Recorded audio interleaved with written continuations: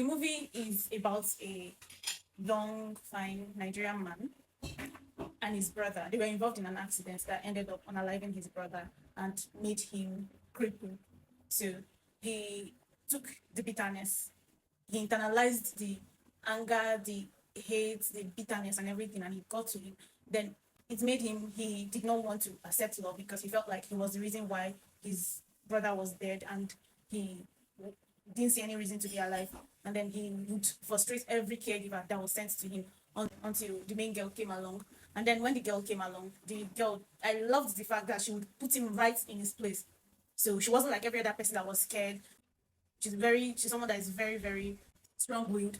So I think that was what he fell in love with, because she didn't actually give a damn about at his attitude. She would put him in his place, call him out and everything. I think that made him ease up a bit towards her. At the end of the day, you know how these things go. They both fell in love, and the girl helped nurse him back to, say, spiritual health.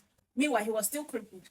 But he wasn't crippled because he could not walk. I think it's more like he was crippled by choice, because the doctor told him that if he does his physio very well, he would be able to walk. But he didn't want to give life a chance. In fact, he just wanted to end it all until that girl came along. So when she then started advising him he should take his physio seriously so he could walk, he refused, and then he shot her out.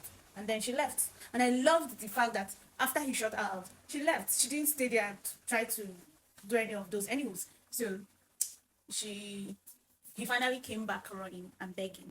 She then told him that he has to take the physio seriously. He took the physio seriously and he was able to walk again. But I love the fact that you could literally see his process.